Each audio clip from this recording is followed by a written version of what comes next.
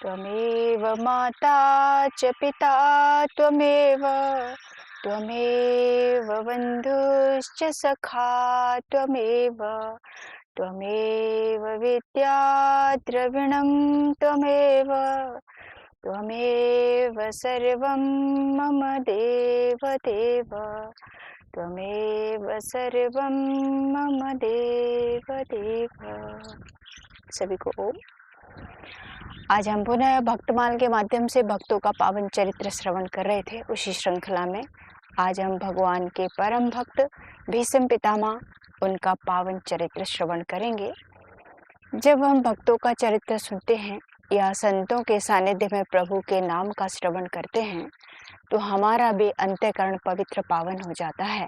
अंतःकरण में जो भी कलुषित विचार हैं या कलुषित भावना है, कलुषित सोच है, वो धीरे धीरे प्रभु के नाम के प्रताप से समाप्त होने लगता है और हमारा जीवन भी शुद्ध और पवित्र विचारों से भर जाता है। ऐसे ही भगवान के परम भक्त भीष्म पितामह जो अनन्य भक्त थे, प्रभु के सर्वस्व भगवान के चरणों में समर्पित करके अपने कर्तव्य कर्म का पालन करते। उनका जीवन कैसा रहा, कैसे उन्होंने भगवान की भक्ति को प्राप्त किया, इसको हम श्रवण करें उससे पहले एक दृष्टांत देखते हैं। कोई भी घटनाक्रम समझने से पहले उसके एक दृष्टांत के माध्यम से देख लिया जाए तो जल्दी समझ में आता है। ऐसे एक किसान था लालची। तो किसान तो खेती करता है, जिस फसल को उसने बोया जिससे ज़्यादा लाभ हो, किसी को लाभ ज़्यादा किसी को कम, स्वाभाविक है। एक किसान था, उसने आलू की फसल को बोया, बहुत बढ़िया आलू हुए, मार्केट में भी बढ़िया उसका कीमत प्राप्त होती। लेकिन एक दूसरा किसान भी था, दोनों मिलकर के साथ में जाते। एक किसान तो सीधा साधा अपना कर्म करता, जितना मिलता उसमें संतुष्ट होता। लेकिन दूसरा किसान देखा कि आलू का भाव तो बहुत तेज है, बढ़ता ही जा रहा है। उसके मन में लालच आ गया। अब जहाँ लालच आया वहाँ हानि होना निश्चित है। जब हमारे मन में किसी का बुरा करने की भावना आती है तो सामने वाले का यदि आप बुरा करने के लिए चले हैं, हो सकता है उसे हानि तो होगी, लेकिन बदले में आपको भी वही प्राप्त होने वाला है जो आप दूसरे के लिए कर रहे हैं, ये निश्चित है। ऐसे ही इस किसान के मन में लालच आया कि आलू की फसल बहुत अच्छी है, क्यों ना जो मेरे साथ ये किसान है इसका आलू मैं उखाड़ लूँ, और सब फिर जब इसके पास कुछ न होगा तो केवल आलू मेरे पास होंगे, तो मन चाहा रेट में इसका लगा करके बहुत सारा पैसा कमा लूँगा। ऐसा मन में विचार आ गया, गलत भाव आया दूसरे के लिए। घर में पहुंचा, जो कुछ भी बेचा था बहुत खुश था। पत्नी को दिखाया कि आज बहुत बढ़िया आलू अच्छी कीमत पे बिके हैं, 20 रुपए किलो, काफ़ी है इतना। उसने कहा कि आज मेरे मन में एक विचार है कि आलू हमारे खेत में भी अच्छे हैं और हमारे साथ जो एक मित्र है उसका वो भी अच्छा है, क्यों ना हम रात में इसके सारे आलू उखाड़ लें, इसके पास आलू बचेगा नहीं, केवल आलू हमारे पास होगा तो उसका कई गुना रेट लगेगा। अब पत्नी भी बड़ी खुश, जबकि गलत जो कर रहा है उसका परिणाम भी भोगना ही पड़ेगा, प्रकृति का नियम है। लेकिन कुछ भी हो, जब भाव मन में गलत आ गया तो व्यक्ति को कोई कितना ही क्यों ना समझाए, वो गलत दिशा में जाएगा जब तक उसका फल ना मिल जाए। पत्नी भी राजी, बोली ठीक है, मैं भी आपके साथ चलती हूँ, हम दोनों मिल करके रात भर सारे आलू उखाड़ लेंगे। दोनों ने प्लानिंग बना ली और बस बगल में जो दूसरा खेत था सारे आलू उसके खोद लिए और बोरी भर के रख लिया। बोला अब मैं रोज थोड़ा थोड़ा आलू लेकर के जाऊंगा, इसके पास तो कुछ होगा नहीं। सारी आलू की बोरी उठाई और एक कोठरी में बंद कर दी कि जब आलू का रेट और बढ़ जाएगा फिर मैं सारे बेच दूंगा। अब ये बात थी, किसी को नहीं पता। सवेरा हुआ, बड़ा खुश था। अब दूसरा किसान गया अपने खेत में आलू खोदने तो वहाँ कुछ भी नहीं, बेचारा बहुत रोया, दुखी हुआ। तभी ये पहुंच गया, क्योंकि सहानुभूति इसको दिखानी थी। तो जैसे ही वहाँ खेत में पहुंचा वो किसान रो रहा था। बोला क्या हुआ? बोले भाई मैं बर्बाद हो गया, सारा मेरा खेत उजाड़ दिया किसी ने। वो भी रोया, बोला ये तो अच्छा नहीं हुआ, बहुत बुरा। ऐसे ऐसे सहानुभूति दिखा रहा है ताकि संशय ना हो कि ये काम इसी का है। किसान बहुत दुखी हुआ, रोता पटकता अपने घर में चला गया। अब घर में जाकर के पहुंचा तो परेशान, और जिसने चोरी की वो अंदर से तो बहुत खुश, लेकिन परिणाम क्या होगा ये नहीं पता।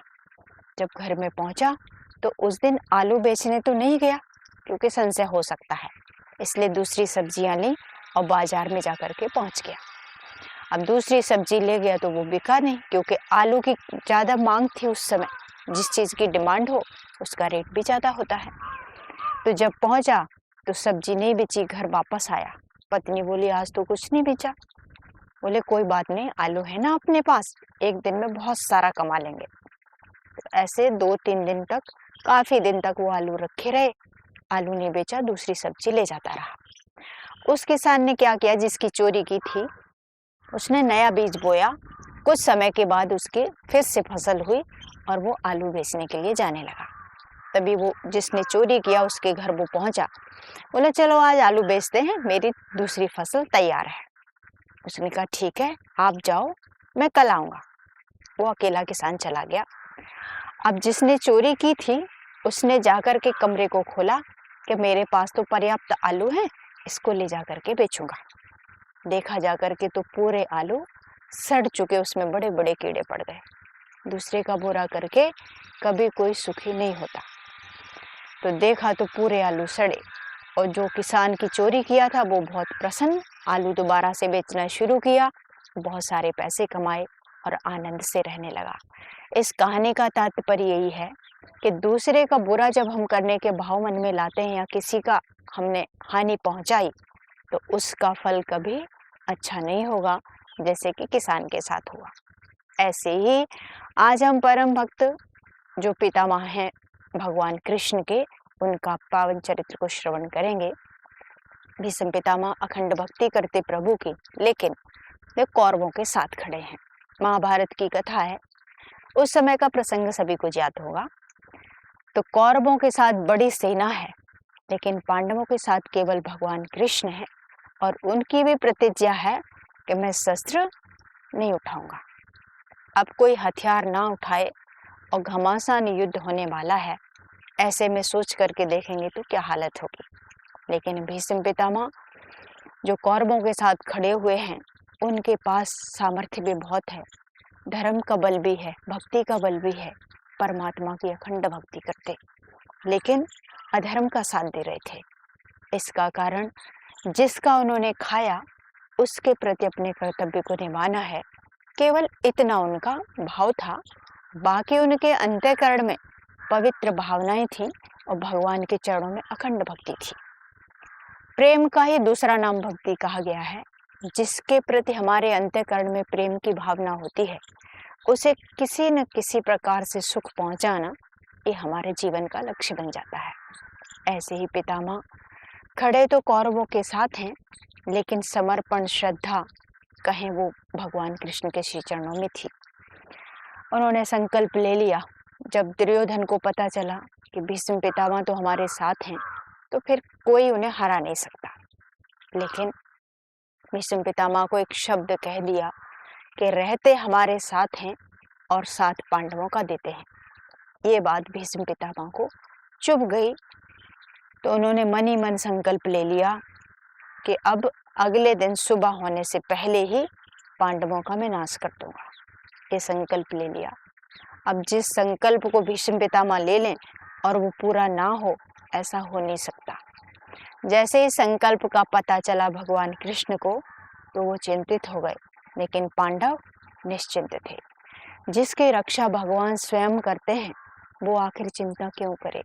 कहा भी है कि जाको रक्षक साइया मार सके न कोय, बालन बांका कर सके चे जग बैरी हो जाए। तो भगवान कृष्ण जिसके साथ खड़े हैं, उसका कोई क्या बिगाड़ सकता है। अब तो भगवान बहुत चिंतित, पांडव आनंद में हैं, क्योंकि अपनी बागडोर पांडवों ने भगवान के हाथों में सौंप दी है। प्रभु के हाथों में जिसकी बागडोर है, उसे कोई नहीं हरा सकता।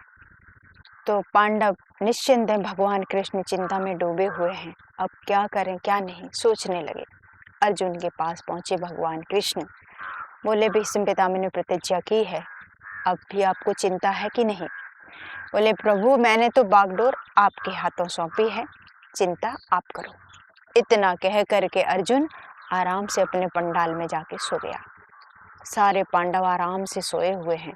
आधी रात के समय भगवान कृष्ण चारों तरफ घूम रहे हैं कि क्या होगा सुबह। सूर्य अस्त होने से पहले सुबह जैसे होगी, भीष्म पितामह की प्रतिज्ञा है कि पांडव नष्ट हो जाएंगे। ऐसा विचार अब जिसने कर लिया संकल्प, और वो भी प्रतिज्ञानिष्ठ थे कि जो किया वो होना ही है, भगवान श्री कृष्ण ने विचार किया और आधी रात द्रौपदी के पास पहुंचे, जहां वो अपने शयन कक्ष में थी। वहां जाकर के द्रौपदी को उठाया, सारी बात थी वो द्रौपदी को समझा दी कि ऐसे ऐसे सुबह होने वाला है, भीष्म पितामह की प्रतिज्ञा है। अब द्रौपदी तो शांत, क्योंकि बागडोर भगवान संभाले हुए हैं, सब निश्चित हैं पांडव। भगवान बड़े परेशान, द्रौपदी को बाहर बुलाया कक्ष से और समझा दी सारी घटना। भीष्म पितामह क्या कर रहे हैं अभी, ये सारी घटना भगवान को पता है, क्योंकि प्रभु अंतर्यामी है, कौन क्या कर रहा है ये उनको पहले से विदित था। द्रौपदी को सारी बात समझाई और पांचाली से कहा कि जैसा मैं कहूँ वैसा ही करना। उन्होंने कहा ठीक है। बात समझा दी। जहाँ भीष्म पितामह का शयन कक्ष था, लेके द्रौपदी को चल पड़े भगवान। एक दासी का वेश बना लिया, मुकुट वगैरह सब उतार करके पीताम्बरी ओढ़ी और चल पड़े। द्रौपदी जैसे ही पहुंची वहां पर, तो भगवान ने जैसे कहा वैसे ही किया। आधी रात का समय, भीष्म पितामह परमात्मा की भक्ति में लीन हैं। भगवान श्री कृष्ण के चरणों में अपने चित्त को एकाग्र करते हुए भगवान का ध्यान कर रहे हैं। अंतर में जो खोया हुआ है वो बाहर का क्या ही जाने। जैसे ही द्रौपदी ने जाकर के प्रणाम किया, उन्होंने आंख खोली, समाधि में लीन थे। अचानक से जाकर जैसे ही टच किया, आंख खुल गई, लेकिन पितामह ने ऊपर की ओर दृष्टि करके नहीं देखा, उनकी दृष्टि नीचे थी। और नीचे जैसे ही दृष्टि पड़ी तो द्रौपदी के पैरों को देखा। उसे देखते ही वो समझ गए ये कोई सधवा नारी है। भीष्म पितामह ने उसे आशीर्वाद दे दिया, सौभाग्यवती भव। अब द्रौपदी बोल पड़ी, पितामह आपने 2 प्रतिज्ञा एक साथ कर ली, ये कैसे पूरा होगा। अब जैसे ही द्रौपदी के शब्द भीष्म पितामह जी के कान में पड़े, उनके हाथों से माला छूट गई। जो अखंड समाधि भगवान की लगा करके बैठे हुए थे, वो समाधि टूट गई। द्रौपदी ने कहा कि आपने मुझे सौभाग्यवती होने का यहाँ वचन दिया है, और उधर कौरवों को भी बोल करके रखे हैं कि सुबह होते ही पांडवों का नाश कर दूंगा। ये 2 बातें कैसे हो सकती हैं। अब तो भीष्म पितामह चुप, उनके मुख से कोई वाणी नहीं निकली, कोई शब्द नहीं, और माला छूट के नीचे पड़ी। स्तब्ध रह गए थोड़ी देर के लिए।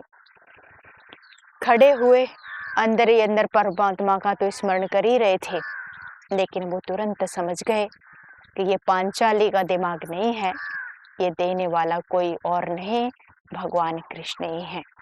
और द्रौपदी यहाँ अकेले तो कदापि आ ही नहीं सकती, ये कन्हैया का ही काम है।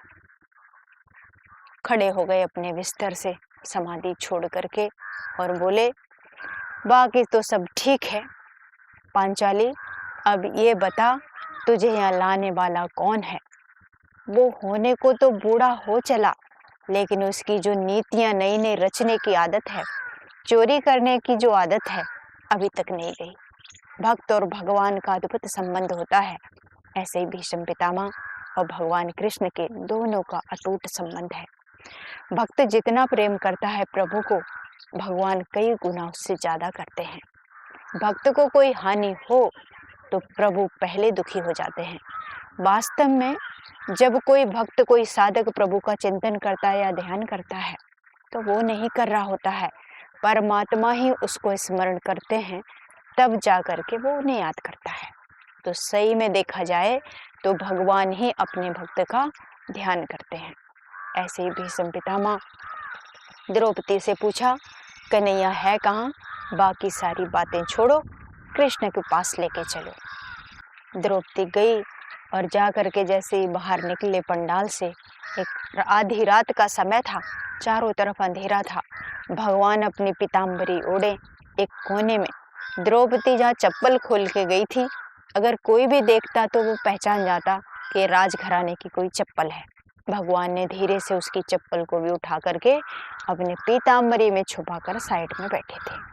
अब जिसकी चप्पल स्वयं जगत पिता उठा के चलता है, दुनिया की कौन सी ताकत है जो उसे हरा सके। ऐसी सौभाग्यशाली द्रौपदी जिसकी चप्पलें भगवान स्वयं उठाते हैं और अपनी पीताम्बरी में छुपा करके साइड में खड़े हैं। भीष्म पितामह ने देखा कि भगवान खड़े हुए हैं अपने साइड में पीताम्बरी ओढ़े। जैसे ही उनके पास पहुंचे, फूट फूट कर पितामह रोने लगे। भगवान के श्री चरणों में बैठ गए और फूट फूट के रोए। कन्हैया मुस्कुराने लगे क्योंकि उनको जो करना था वो अपना कार्य कर लिया और जो प्लानिंग भगवान ने बनाई थी, जो योजना बनाई थी, वो सफल भी हो गई। अब भीष्म पितामह फूट फूट कर भगवान के चरणों में बैठ कर के रोने लगे। प्रभु को भी दया आई। अपने भक्त की आंखों में आंसू कभी देख नहीं सकते प्रभु, तो भगवान भी अपनी आंखों से अश्रुपात करते हैं।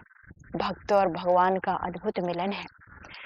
भीष्म पितामह ने कहा, द्रौपदी अब तू निश्चिंत रह, तेरा कोई कुछ नहीं बिगाड़ सकता। जगत को रचने वाला जिसके साथ खड़ा है, उसका कोई बाल वांका नहीं कर सकता। द्रौपदी निश्चिंत हो गई। अब तो जीत पांडवों की निश्चित है। भक्तों के मान के लिए भगवान अपना सर्वस्व निछावर कर देते हैं।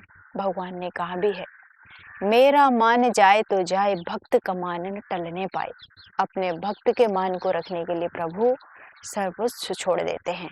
लेकिन यहाँ भीष्म पितामह, जिन्होंने संकल्प ले लिया था कि भगवान ने प्रतिज्ञा ली थी कि मैं शस्त्र नहीं उठाऊंगा, और भीष्म पितामह भी प्रतिज्ञा कर चुके थे कि मैं शस्त्र उठवा कर ही रहूंगा, लेकिन जब पांचाली को आशीर्वाद दे दिया, सौभाग्यवती भव, ऐसा कहकर, तो यहाँ पर भीष्म पितामह अपनी प्रतिज्ञा को भी प्रभु के श्री चरणों में छोड़ देते हैं।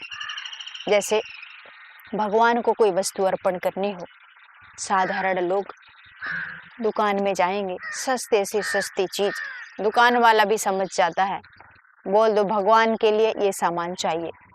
कोई कपड़ा भी खरीदना है तो भगवान के लिए कपड़ा लेना है, वो वाला दिखाओ, यानी घटिया क्वालिटी। भगवान को वो वस्तु अर्पण की जाती है जो सबसे प्रिय हो। जो आपको नहीं अच्छा लगता वो भगवान को अर्पण करेंगे तो बदले में क्या मिलेगा। इसलिए जो हमें सबसे प्रिय हो, बहुत ही अधिक प्रिय हो वस्तु, वही प्रभु को अर्पण करना चाहिए। तो सच्चा भक्त जो होता है वो अधिक मूल्यवान नहीं देखता, उसे कौन सी वस्तु प्रिय है और भगवान को वो प्रिय होगी कि नहीं, इन सब का ख्याल करके वो प्रभु के लिए अर्पण करता है। जैसे माता पिता को देखा होगा, खुद वो भूखे रह सकते हैं लेकिन अपनी संतति को कभी कोई कष्ट नहीं दे सकते। खुद फटे पुराने कपड़े पहन सकते हैं लेकिन अपने बच्चे के लिए बढ़िया सी बढ़िया क्वालिटी वाला लाने की कोशिश करते हैं। ऐसे ही भक्त जब भगवान के प्रति पूर्ण रूप से समर्पण करता है तो भगवान भी अपने भक्त की रक्षा उसी भाव चेतना से करते हैं, जैसे कि द्रौपदी की और पांडवों की रक्षा भगवान कृष्ण कर रहे हैं।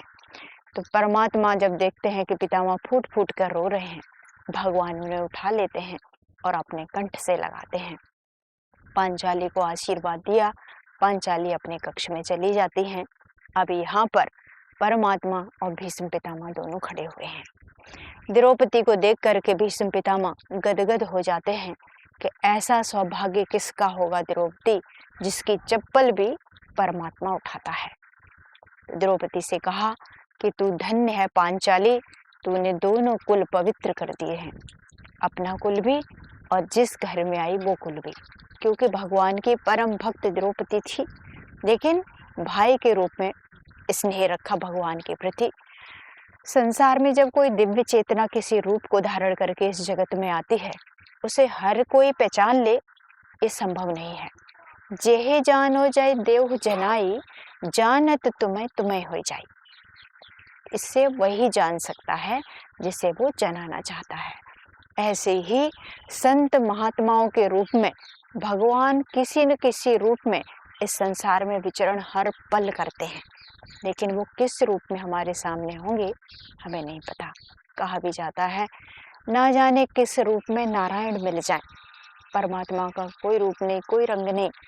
भक्त जैसी भाव चेतना रखता है, जिस स्वरूप को अपने सामने लाता है या जिस रूप का वो ध्यान करता है, उसी भाव भंगिमा को भगवान अपने भक्त के मान के लिए धारण करते हैं।